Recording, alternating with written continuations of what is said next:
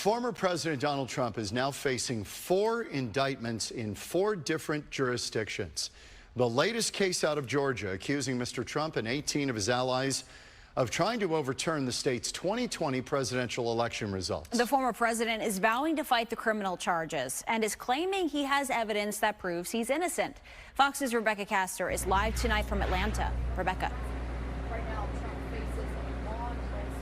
Christina, John, former President Donald Trump says he will release on Monday a, quote, irrefutable report that he says will exonerate him in his latest case in Georgia. Donald Trump needs to step aside. He won't, but this is too big of a distraction. Hours after being indicted in Georgia with 18 of his allies for election interference, some of Donald Trump's primary rivals pounced. He misled the voters about the last election. He continues to mislead them, and they continue to follow him. At some point, that trust relationship is going to be broken. Others refused to comment on the case itself and instead focused on its political implications. We see the legal system being weaponized against political opponents. That is un-American and unacceptable. As for Trump, he remains defiant, claiming the case is politically motivated.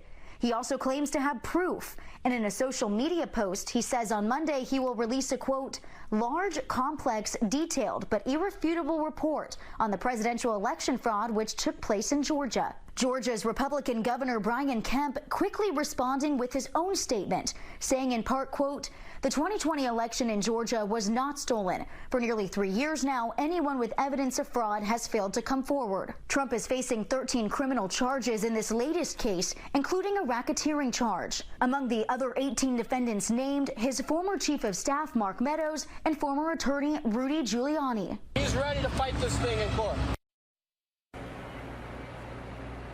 The Georgia DA says she wants to try all 19 defendants at the same time, which could be difficult because Trump faces other court hearings in 3 other criminal cases. In Atlanta, Rebecca Castor, Fox 10 News. Rebecca, thank you. Arizona could be the next state to indict former President Trump on charges in connection to trying to overturn the 2020 election results. It's a move 2 Arizona governors anticipate will likely happen. Fox 10's Nicole Garcia joins us live with that story. Nicole.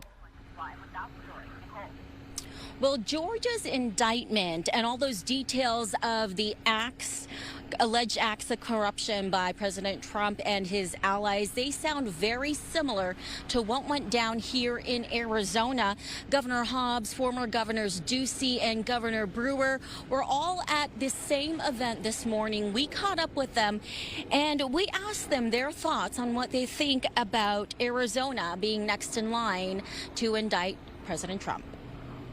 This video shows Arizona's so-called fake electors, including former Arizona GOP Chair Kelly Ward and state lawmakers Anthony Kern and Jake Hoffman, signing false electoral college documents declaring Donald Trump the winner of the 2020 election. Arizona's Attorney General is currently investigating, and Governor Katie Hobbs says she hopes to see Arizona's fake electors face criminal charges. Absolutely. I have been an advocate for holding folks involved in trying to overturn the will of the voters in the 2020 election accountable, and this is part of that. Arizona is mentioned several times in Georgia's indictment as Trump and his allies contacted lawmakers to get them to overturn election results in his favor. Fake electors in Georgia and Michigan now facing several felony counts, including making false statements, conspiracy, and corruption charges. Accountability is critical. I don't think we're going to change direction until there's accountability at the top level, and this is an important step forward that I think should move forward and play out in the legal process. Hobbs's Republican predecessors also weighed in. I do believe that our Attorney General is going to move forward on some kind of disciplinary action. I am concerned about continuing indictments. I think we're on number 4, and I'm concerned about how this is going to affect the electorate, the respect for the rule of law and equal justice.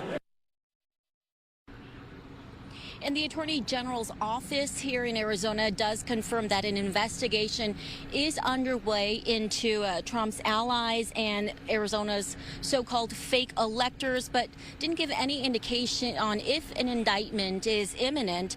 In a statement, a spokesman for Chris May said, quote, "The Attorney General's office cannot comment on an ongoing investigation. We do not have any updates to share or comments to make on the Georgia case at this time."